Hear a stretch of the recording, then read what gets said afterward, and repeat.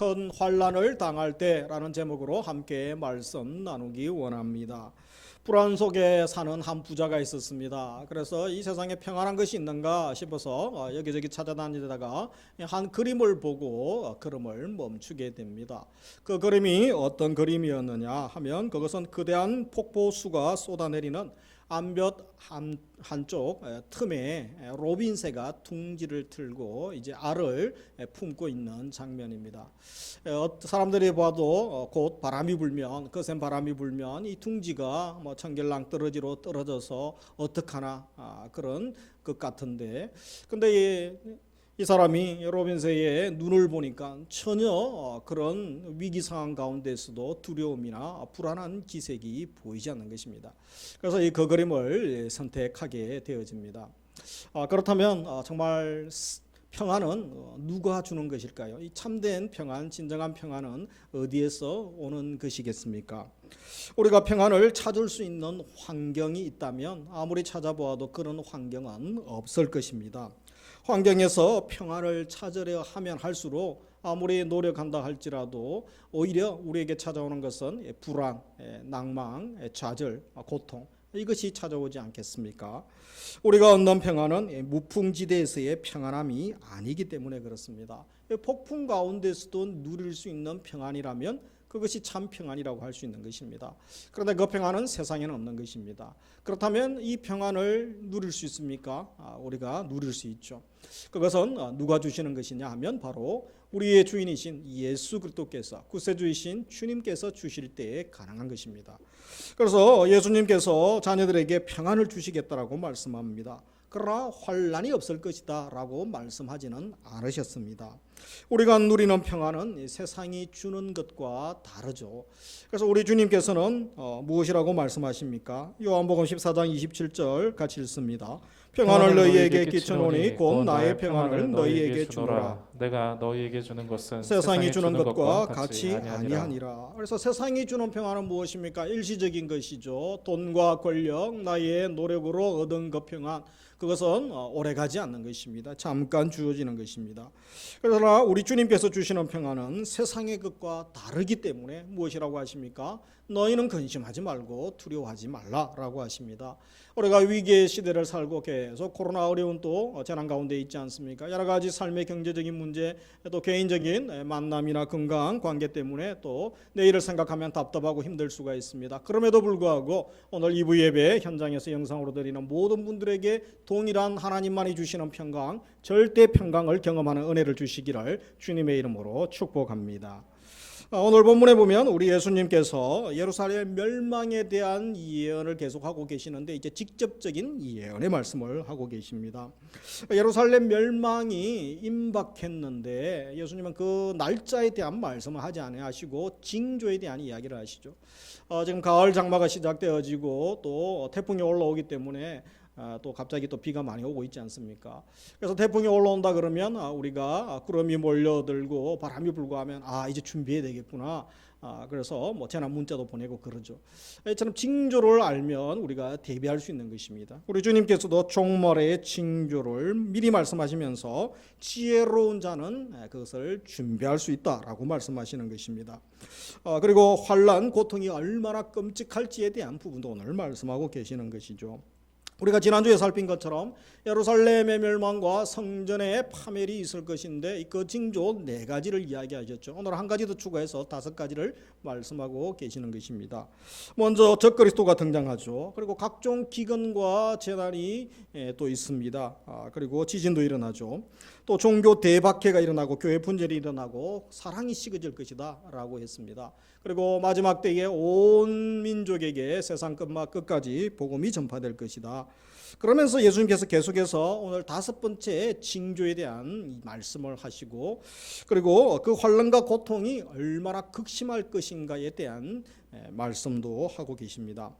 그래서 먼저 우리 15절 같이 한번 읽어보겠습니다. 그러므로 너희가 선지자 다니엘이 말한 바 멸망에 가증한 것이 거룩한 곳에 선 것을 보거든 율론자는 깨달을진저. 그래서 여기 15절에 보면 멸망에 가증한 것이 거룩한 곳에 선 것을 보거든이라고 이야기합니다. 멸망에 가증한 것 그리고 거룩한 곳에 서는 것, 이것은 바로 우상이죠. 이교도의 우상 숭배 때문에 하나님의 성전이 더러워지고 또 모독을 받는 것을 두고 하는 말씀인데, 우리 예수님께서 하신 이 말씀은 다니엘서에 있는 여러 구절들을 혼합 인용하고 계시는 것입니다.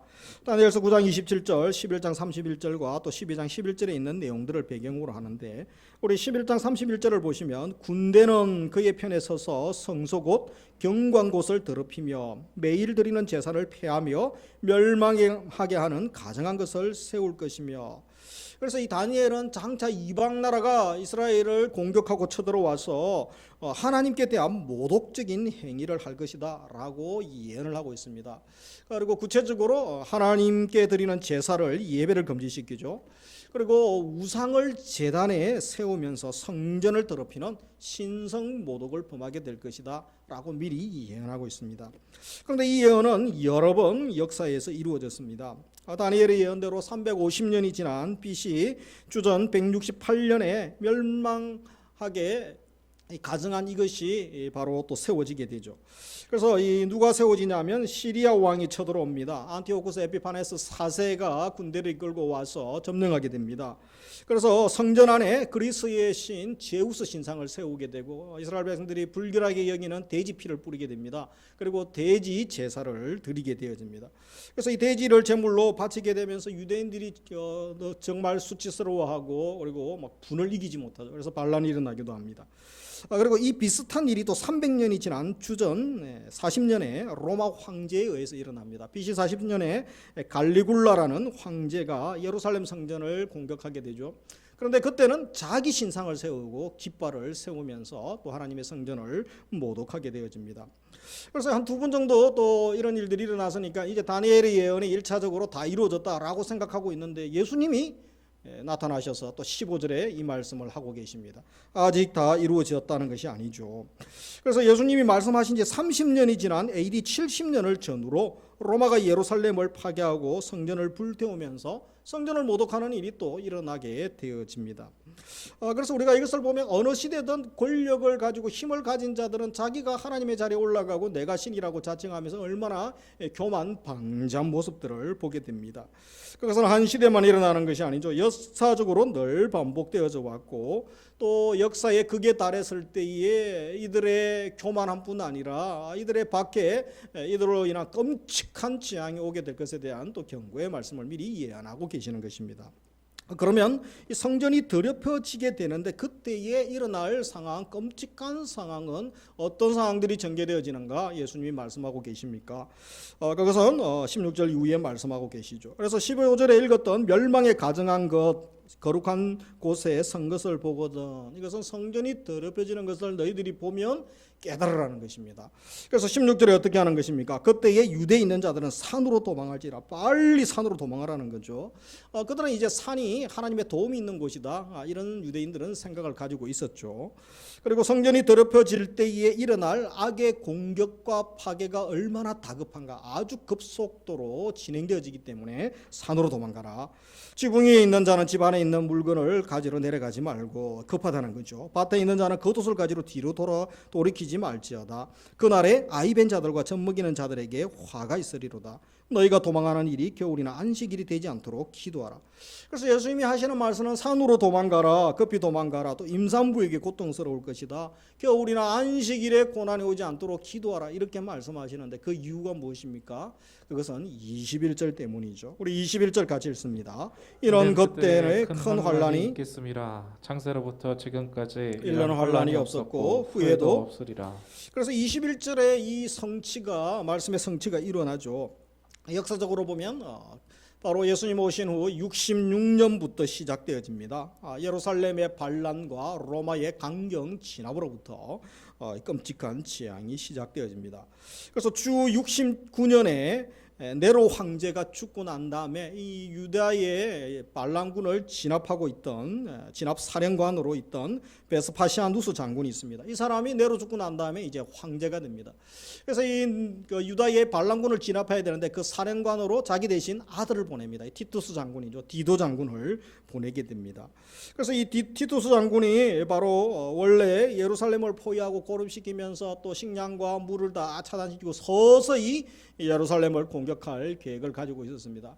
그런데 그의 현장 일선에 있는 군인들이 예루살렘에 난입하면서 예루살렘 성을 공격하게 되고 생각보다 빨리 주 70년에 예루살렘을 점령하게 되어집니다.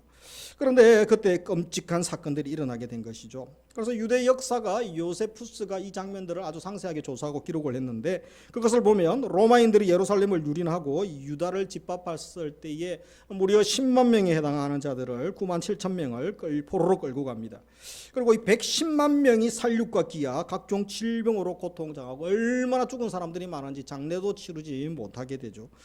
그리고 먹을 것이 없습니다. 갇혀가지고. 그래서 여인들이 자기 자식을 잡아먹는 이런 일까지 벌어졌다고 합니다. 그리고 예루살렘이 함락된 뒤에도 가장 험난한 요새였던 마사다까지 가서 최후 항전을 하게 됩니다. 이들은 항복하지 않고 끝까지 항거했던 것입니다. 그래서 3년을 버티다가 주 73년에 이 요새가 함락되어집니다. 그때까지 남아있었던 자가 960여 명이었는데 그중에 부녀자 7명을 제외한 나머지 모두가 자결했다고 합니다. 그래서 모두가 다 비참하게 그렇게 죽게 되는 것이죠. 그래서 이들이 이렇게 끔찍한 재앙을 경험했던 것입니다. 말씀의 성취가 일어난 것이죠. 그래서 예수님께서 22절에 무엇이라고 합니까? 그날을 감하지 아니하면 얼마나 끔찍한지 모든 육체가 구원을 얻지 못할 것이나 그러나 택하신 자들을 위하여 그날들을 감하시리라. 이 택한 백성을 위하여 끔찍한 심판 재앙 가운데서도 하나님께서 나를 감하여 주시고 또 그들을 구원해 주시겠다라는 말씀을 하고 계시는 것이죠. 그래서 우리가 예수님이 말씀하고 있는 예루살렘 멸망에 대한 예언은 세 가지 의미가 있습니다. 이미 구약의 다니엘이 예언했던 그 예언이 반복적으로 진행되고 있는 것이죠. 그러면서 지금 당장 그 시대에 예루살렘이 곧 당장 또 멸망하게 될, 성전이 파멸하게 될 예언이기도 합니다. 그리고 세 번째로 최종적으로 종국적으로 마지막 말세에 대한 예언이죠. 역사의 종말에 있게 될 대환란, 대심판의 전조죠. 예표로 이 사건을 보여주고 있습니다. 실제로 이 구체적으로 앞으로 일어나야 될 것은 요한계시록에 보면 6장부터 우리가 또 19장까지 보면 일곱인 일곱 또 나팔 일곱 대접을 통하여 사탄과 그의 추종자들 적그리스도 또 짐승정부 또 모든 우상정부들 그리고 거짓 또 선지자들까지 하나님이 다 불못에 집어넣으시고 사망까지도 없도록 불못에 집어넣으시되 그 과정에 아주 끔찍한 또 대재앙이 일어나는 것을 말씀하고 있습니다. 그렇다면 예루살렘 멸망에 대한 예수님의 예언을 통하여 이 시대에 우리에게 주신 하나님의 메시지를 듣기를 원합니다. 두 가지로 말씀을 나누면 첫째로 하나님의 성전을 거룩하게 지키고 보존하라는 것입니다. 우리가 오늘 살펴보았던 멸망에 가정한 것이 거룩한 곳에 선다란 것. 1차적으로는 마지막 때에 거짓 그리스도가 등장하게 되죠. 그래서 성전을 차지하고 그곳에 우상을 세우고 사람들로 하여금 그리스도를 하나님을 경배하게 하는 것이 아니라 우상을 숭배하게 하는 일들이 일어날 것이라고 말씀합니다. 그리고 신성 모독을 범할 것이다라고 말하고 있죠. 이 바울도 이 종말에 대하여 비슷하게 언급한 적이 있습니다. 데살로니가후서 2장 4절에 보면 그는 대적하는 자라 신이라 불리는 모든 것과 숭배함을 받는 것에 대항하여 그 위에 자기를 높이고 하나님의 성전에 앉아 자기를 하나님이라고 내세우느니라. 그래서 이 마지막 때가 되면 이 더럽고 가증한 것들이 나타나기 시작하는데 내가 하나님이다, 내가 하나님이다. 전 세계에 자칭 하나님 그리스도라는 사람이 300명이 넘는다 그러지 않습니까? 그래서 하나님의 자리를 차지하고 성전을 모독하게 될 것이라고 하였습니다. 예수님께서 멸망에 가증한 것이 또 거룩한 곳에 선다고 했을 때에 우리가 앞뒤 문맥을 보면 이 거룩한 곳은 성전으로 보게 되어집니다. 그런데 또 문법적으로 보면 이 거룩한 곳에 대한 그 정관사가 없죠, 본문에. 그래서 이것을 생각하면 단순한 한 성전만을 이야기하는 것이 아니라 거룩한 모든 곳, 또 일반 회당도 해당될 것이고 그들이 또 거룩하게 여기는 모든 신앙의 중심지로 볼 수도 있게 되는 것입니다. 그래서 우리가 멸망에 가증한 것이 거룩한 곳에 선다는 것을 우리가 확대 해석하면 어떻게 되어집니까? 어떤 건물, 어떤 물건만 서는 것이 아니고 이 시대에 바로 거룩한 곳에 바로 우리 예배드리는 예배당 안에도 정치 세력이 들어올 수 있다는 거죠. 거룩하지 않는 것들이 들어와 자리를 잡을 수 있습니다. 그리고 만몬, 돈의 세력이 들어와 자리를 잡을 수도 있다는 것입니다. 교회당 안에 세상의 사상들이 들어와 자리를 잡을 수도 있다는 것입니다. 그리고 하나님의 성전이 우리 몸 속에도 하나님이 계시고 하나님이 통치하시는 것이 아니라 하나님이 아닌 다른 것이 뱀처럼 꽈리를 트고 자리 잡고 지배할 수 있다는 것입니다. 그것이 멸망에 가증한 것이 거룩한 곳에 서 있는 것이기도 한 것입니다. 그래서 이 성전된 우리의 마음속에 내 마음속에 무엇이 있는가 우리가 물어봐야 됩니다. 하나님이 거하시지 않고 혹시 멸망에 가증한 것들로 더러운 것들로 가득하고 있다면 다니엘이 예언하고 예수님이 예언한 것이 지금 내 속에 우리 삶에도 일어나고 있다고 볼 수 있는 것입니다. 그래서 세상의 돈, 권력, 명예, 요즘 인터넷 게임, 마약, 도박, 그리고 하나님보다 더 중요하고 더 시간과 물질을 많이 빼앗고 있는 것들이 무엇입니까? 그런 것들이 다 멸망에 가증한 것들, 더러운 것들 아니겠습니까? 그런 것들이 자리 잡고 있다면 거룩한 성전을 유린하는 행위가 계속 일어나고 있다라고 할 수 있는 것입니다. 그러므로 오늘 우리가 이 말씀을 받는 우리가 우리 마음 깊은 곳에 내 마음의 자리에 무엇이 자리 잡고 나를 통치하고 있는가, 우리 삶을 통치하고 있는가 깊이 점검해 봐야 되는 것입니다. 우리 바울을 통하여 무엇이라고 말씀하였습니까? 고린도전서 3장 16절 이하에 보면 너희는 너희가 하나님의 성전인 것과 이제는 건물 성전이 아니라 너희가 하나님의 성전이다. 하나님이 거하시는 곳이 성전 아닙니까? 그리고 하나님의 성령이 너희 안에 계시는 것을 알지 못하느냐. 그래서 우리가 성전되고 걸어다니는 성전, 거룩한 성전된 것입니다. 우리 17절 같이 읽습니다. 누구든지 하나님의 성전을 더럽히면 하나님이 그 사람을 멸하시리라. 하나님의 성전은 거룩하니 너희도 그러하리라. 그래서 성전을 더럽히면 멸하시겠다. 19절에 보면 너희 몸은 너희가 하나님께로부터 받은 바 너희 가운데 계신 성령의 전인 줄 알지 못하느냐. 이미 너희 몸이 성전의 전이다, 성령의 전이다, 하나님의 집이다 말씀하시죠. 왜냐하면 20절에 있죠. 값으로 산 것이 되었으니 그런즉 너희 몸을 하나님께 영광을 돌리라. 그래서 이제 건물이 성전이 아니고 우리가 성전입니다. 내 몸이 성전이고 모여있는 우리 교회가 하나님의 성전인 것입니다. 그리고 우리는 예수님의 생명값, 피값과 바꾼 존귀한 자입니다.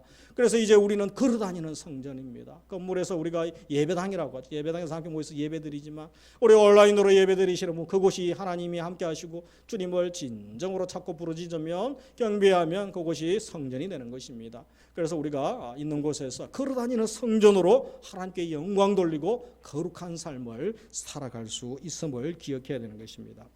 내 심령과 또 우리 가정에 이 교회에 그렇다면 누가 통치하고 있는지 물어봐야 되는 것입니다. 예수 그리스도께서 왕 되시고 성령님께서 통치하시는 삶이 계속 일어날 수 있기를 원합니다. 엄난하고 더러운 것, 돈과 권력, 명예와 이기심이 하나님의 자리를 빼앗고 있는 이 시대 가운데 살고 있습니다. 우리가 그것을 쉽게 허락해서는 안 되는 것입니다. 우리 각자가 성전된 자기 자신의 몸을 거룩하게 지키고 또 세상의 악하고 더러운 것들로부터 우리가 또 지켜 이겨야 되는 것입니다. 이것이 마지막 시대를 맞는 종말을 준비하는 자의 모습이라고 할 수 있는 것입니다. 이미 우리 시대에도 이 멸망에 가증한 것이 거룩한 곳에 서 있는 것을 보게 되어집니다. 돈 좀 가지고 권력 좀 가진 사람들에게 추앙받고 하나님의 자리를 찬탈하려고 하고 있습니다. 그리고 사람들의 칭찬과 인정을 받으려고 하는 또 그런 사람들이 하나님의 자리를 찬탈하려고 하는 모습들이 여기저기서 나타나고 있는 것입니다. 그래서 이 마지막 시대에 이런 모습을 보면서 우리가 어떻게 살아야 되겠습니까? 또 정신을 차려야 되죠. 그래서 정신 차리고 깨어 있으라 라고 말씀합니다. 우리가 진정한 예배자가 되어야 됩니다. 돈이 신이 아닙니다. 권력 명예가 신이 아니고 인터넷 게임이 신이 아니고 온갖 중독에 빠져 있고 온갖 좋아하는 것들 다 하죠. 그러나 그것이 우리에게 영원한 기쁨, 평안, 만족을 줄 수 없는 것입니다. 우리가 온전히 주님만을 예배하고 경배하는 참된 예배자가 되어야 되는 것입니다. 그리고 거룩한 성전된 우리를 지키고 보호하는 자가 되어야 됩니다. 우리의 마음을 신실하고 진실하게 지켜나가는 삶, 하나님께서 기뻐하시는 삶인 줄 믿어야 되는 것입니다. 그러면서 크게 두 번째로 그 어떤 환난도 두려워하지 말고 우리를 결국 구원하실 하나님을 신뢰하는 삶을 살기를 원합니다. 종말의 환난 재난이 아무리 크다 해도 결국 우리 영혼을 어떻게 해야 할 수는 없습니다. 우리 몸을 속박하고 때로는 삶에 불편을 줄 수는 있겠죠. 그러나 하나님이 예수님의 생명과 바꾸면서 우리에게 주신 평화, 이 구원은 그 누구도 빼앗아갈 수 없는 것입니다.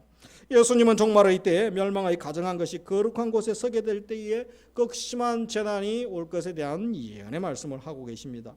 그래서 산으로 도망하라, 뒤로 돌이키지 말라, 또 그날들을 감화해 주시겠다. 물론 이것은 그날의 급박성 또 그 재난의 심각성을 이야기하는 것도 있습니다. 그런데 이렇게 또 미리 알려주시는 것은 무엇입니까? 이러한 위기 상황 가운데 자녀들, 믿는 자들, 그리스도의 사랑 안에 거하는 자들에게는 오히려 도망할 산을 준비하시고 피할 길을 열어주시겠다는 하나님의 사랑, 보호와 보존의 의미가 있는 것입니다. 그러므로 주를 믿고 따르는 성도는 앞으로 닥쳐올 일이 어떠한 환난, 고난이 온다 할지라도 크게 두려워할 필요는 없는 것입니다. 지금 당장 내가 처해 있는 어려운 상황 때문에 낭망하거나 좌절할 이유도 없는 것입니다. 아무리 억울한 일을 당하더라도, 아무리 또 말도 안 되는 어둠의 공격, 사탄의 공격을 받고 애매한 고난을 당할 수가 있죠. 그런다 할지라도 또 세상의 돈과 권력, 명예를 가진 사람들이 그리스도인들을 우습게 여기고 조롱하고 또 악용할 수도 있는 것이죠. 그런다 할지라도 결코 그러한 공격이 우리를 향한 하나님의 사랑에서 그런 것들이 중단시킬 수가 없는 것입니다. 그리고 우리를 향한 하나님의 구원 계획, 또 하나님의 심판을 그런 것들이 결코 막을 수가 없음을 알면 우리가 오히려 확신 가운데 담대하게 일어날 수가 있는 것입니다. 정말 심판의 때에 이 세상은 악한 세력들에 의해서 좌지우지되고 파괴되는 것이 아닙니다. 하나님의 자비하심을 따라 하나님의 영광이 드러나는 승리의 날이 되고, 오히려 주님이 24장에서 예언하시고 또 계시록에 예언하고 있는 말씀의 성취가 일어나고, 믿는 자들은 구원하시고 또 믿음에서 배대된 자들, 결국 버리고 회개하지 않는 자들은, 돌이키지 않는 자들은 하나님의 심판이 임하는 것을, 말씀의 성취를 우리 눈으로 목도하는 간증의 날이 될 것이고 또 승리의 날이 될 것입니다. 그러므로 우리가 두려워하지 않을 수 있는 것입니다. 성도에게 시련과 고통은 있습니다. 어쩌면 이 세상에서 좁은 길, 고난의 길, 십자가의 길을 계속 우리가 주님 부르실 때까지 가야 하는 분들도 많을 것입니다. 그러나 영원한 멸망은 없다라는 것입니다. 오히려 우리에게는 장차가 있는 삶을 사는 것이죠. 영원한 승리가 있고 영원한 삶, 영생의 삶을 우리가 살게 되는 것을 확신할 수 있기를 원합니다. 우리 예수님께서 이전에 마태복음 10장 28절에 어떤 말씀을 하셨습니까? 우리 같이 한번 읽습니다. 몸은 죽여도 영원한 능히 죽이지 못하는 자들을 두려워하지 말고 오직 몸과 영혼을 능히 지옥에 멸하실 수 있는 이를 두려워하라. 그래서 두려워하지 말아야 될 자들을 너무 많이 두려워합니다. 세상 권세자들, 또 무력을 동원한 자들, 말 한마디에 벌벌 떨죠. 그런 것 두려워하지 말고 정말 두려워할 자를 두려워하라. 몸과 영혼을 능히 지옥에 멸하실 수 있는 자를 두려워하라. 물론 성도에게 분명히 환난은 오게 됩니다. 그리고 또 끔찍한 예루살렘의 심판에서 보았던 것처럼 수많은 사람들이 고난을 당하고 순교의 자리까지 갈 수도 있을 것입니다. 그런데 그래도 우리가 두려워할 필요가 없습니다. 우리 영혼의 구원을 믿고 몸의 부활을 믿는 자들에게는 이 육체의 죽음이 끝이 아니기 때문에 그렇습니다. 육체의 죽음, 이것이 우리의 적수가 되지 못하기 때문에 그렇습니다. 그리고 또 한 가지는 우리에게 부활이 있기 때문에 그렇죠. 그래서 이 부활의 영광에 대하여, 신비에 대하여 바울을 통하여 어떻게 말씀하고 있습니까? 고린도전서 15장 51절 이하에 보면, 보라 내가 너희에게 비밀을 말한다. 우리가 다 잠잘 것이 아니요 마지막 나팔에 순식간에 호련이 다 변화되리니. 같이 읽습니다. 나팔 소리가 나매 죽은 자들이 썩지 아니할 것으로 다시 살아나고 우리도 변화되리라. 그래서 마지막 나팔에 호련이 다 변화되는 건 무엇입니까? 주님 재림 때에 우리가 변화되는 것이죠.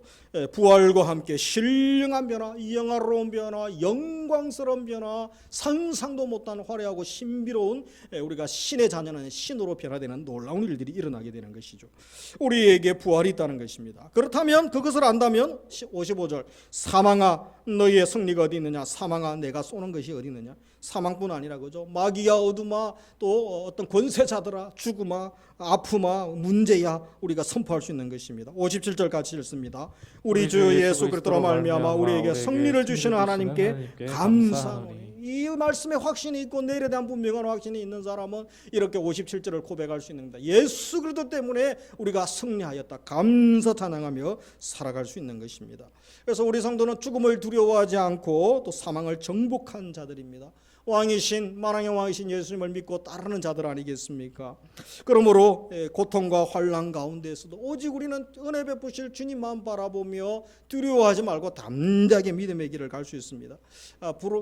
비록 지금 나의 모습을 보면 너무나 약하고 초라하고 별 볼 일 없는 것처럼 참 또 미천하고 비참한 것처럼 보일 수 있습니다. 부족함이 많은 우리의 모습일 수 있습니다. 그러나 장차 어떻게 됩니까? 결국은 예수 그리스도께서 나를 변화시키시고 나를 성숙시키시고 나를 온전하게 하실 것 바라보면서 우리가 주님을 더 사랑하고 신뢰함으로 다시 일어나서 믿음의 아름다운 전진 또 믿음의 길을 달려갈 수 있는 것입니다. 이 귀한 은혜를 주시고 이 귀한 믿음을 오늘 말씀을 통하여 확신과 함께 우리 성도님들에게 부어주시기를 주님의 이름으로 축복합니다. 말씀을 맺습니다. 우리 신자에게 환난 고난은 있지만 궁극적 비극이 없고 실패가 없고 멸망이 없음을 기억하시기 바랍니다. 오히려 고통과 환난을 통하여 하나님께서 악을 심판하시고 죄를 심판하시는 것을 보게 될 것입니다. 그리고 하나님만이 나의 구원이시고 반석이심을 광야 가운데 고난의 기간, 재난의 기간에 바라볼 수 있는 것입니다. 그리고 세 번째로 우리를 거룩하고 정화시키셔서 더 정결하고 깨끗한 그리스도의 신부로 주님 앞에 설 준비를 하고 계신다는 것을 우리가 확신할 수 있게 되는 것입니다. 그래서 한 주간 두 가지를 기억하며 살기를 원합니다. 먼저 하나님의 성전을 거룩히 보존하며 살기 원합니다. 성전은 건물이 아니라고 했습니다. 우리가 예수 그리스도를 믿는 우리 속에 들어오신 주님 때문에 하나님 때문에 우리가 성전되었습니다. 그래서 교회가 성전되었습니다. 멸망에 가정한 것이 하나님의 전을 우리를 더럽히지 않도록 우리가 지켜야 되는 것입니다. 싸워야 되는 것입니다. 교회 안에 우리 가정 안에 더러운 세상 권력, 명예, 세상 가치, 욕심이 자리 잡지 않도록 해야 되는 것입니다. 성전된 내 마음속에 내 영혼 안에 하나님 외에 다른 것이 주인되어 있는 것이 얼마나 많습니까? 하나님보다 더 시간을 투자하고 하나님보다 더 교제하고 하나님께보다 주님과 또 주님 나라를 위하여 헌신하고 투자하는 것보다 다른 것에 더 많은 에너지, 시간, 물질 또 나의 모든 재능을 투자하고 있다면 그것이 우상인 것입니다.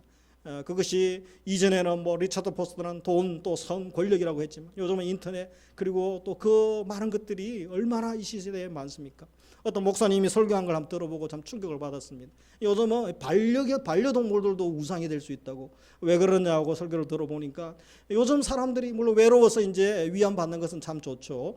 그런데 시간을 거기에 다 쏟고 교회 와서도 일하면서도 그죠? 막 늘 고양이 생각, 짐승 생각, 그리고 또 강아지 생각밖에 안 한다고 있다고 합니다. 그리고 그 아프면 적극적으로 반응하고 또 여행 갈 때는 그저 호텔에 보내기도 하고 시간, 물질, 에너지를 다 쏟고 있는 것입니다. 그런데 그 일주일 가운데 너는 그 짐승에게 투자하는 시간에 10분의 1을 나와 교제하는 데 보내고 있느냐, 말씀 읽는 데 보내느냐, 기도하는 데 보내느냐, 나의 나라와 생명 살리는 일에 너는 얼마나 물질을 투자하고 있느냐. 그래서 하나님이 그렇게 물으신다는 이야기를 들었으면 내가 너의 개보다 못하냐, 내가 너의 고양이보다 못하냐. 그 설교를 들으면서 저도 많이 충격을 받았습니다. 물론 이제 짐승만 이야기하는 게 아니죠. 짐승이 또 우리가 사랑하고 또 주는 유익이 많죠. 근데 그런 유의 게임, 그런 유의 나의 취미, 오락이 단순한 나에게 유익을 주는 것을 넘어서 신의 자리에, 하나님의 자리에 올라가 있다면 심각하게 생각해야 한다는 것입니다. 성전된 내 영혼에 하나님 외에 그 누구도 주인되지 못하도록 내 마음의 왕자에 하나님의 자리를 또 차지하고 통치하려고 하는 것이 있다면 우리가 회개하고 다시 주님 앞에 나아갈 수 있기를 원합니다.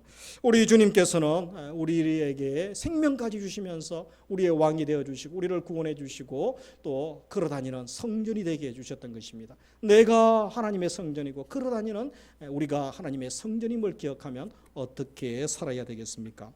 그리고 두 번째로 닥칠 환난을 두려워하지 말고 우리를 정화시키고 새롭게 하실 하나님을 신뢰하기 원합니다. 예수 그리스도로 말미암아 생명 죽음까지 정복한 사람들이 더 이상 무엇을 두려워하겠습니까? 세상 사람들은 죽는 것이 제일 두렵습니다. 그러나 우리는 죽음 이후에 영생이 있기 때문에 죽음을 가장 두려워하지 않는 바로 종교인들이 사람들이 그리스도인들이라고 합니다. 눈에 보이는 조금의 유익 때문에 조그마한 자존심, 명예 지키겠다고 우리가 거짓말하고 속이고 세상 권세자들 그들의 말을 두려워하고 벌벌 떨고 믿음의 일을 하지 못하고 믿음으로 살지 못한다면 하나님께서 얼마나 안타까워하시겠습니까? 그래서 우리가 한 주간 어떻게 살아야 되겠습니까? 환난, 고통, 이 박해가 와도 두려워하지 말고 이 코로나 상황, 재난 상황 가운데 두려워 벌벌 떨고 믿음 없는 것처럼 사는 것이 아니라 오히려 광야의 삶이 복인 것이죠. 날마다 기도할 수 있고 하나님 부르짖을 수 있고 또 구름 기둥, 불 기둥, 만나 매출하기에 하나님의 공급하심, 하나님의 살아계심을 경험할 수 있는 것입니다. 가나안에 들어가면 다 없어지는 것입니다. 고난, 환난의 때에 우리 신앙이 빛나는 것이고 전능하신 하나님의 살아계심을 경험하는 것이고 하나님이 나의 왕 되시고 주인 되시고 나의 모든 것 되심을 우리가 체험할 수 있는 것입니다. 이 삶을 살아갈 수 있는데 왜 그것을 버리고 포기하고 어리석은 자처럼 믿음 없는 자처럼 종교인들처럼 실천적 무신론자처럼 그렇게 살아가려고 하십니까? 주님께서 너무 안타까워하시는 것입니다. 너의 마음의 왕좌에 누가 왕이냐? 너의 삶에, 너의 가정에, 너의 사역 현장에, 너의 교회에, 섬기는 교회에 누가 왕이냐? 누가 통치하고 있느냐? 라고 물으실 때 우리가 정말 말씀 앞에 진실하게 또 고백할 수 있기를 원합니다. 그래서 우리 한 주간 주님만을 신뢰하고 당당한 믿음의 길을 가시고 십자가의 길을 가시고 승리의 노래를 부를 수 있는, 그리고 지치고 피곤한 분들 위로하고 격려하고 살려주는 복의 통로로 한 주간 영광스럽게 쓰임받고 다음 주에 오실 때 감사 찬양 드릴 수 있는 우리 성도님들 다 되시기를 주님의 이름으로 축복합니다. 기도드리겠습니다.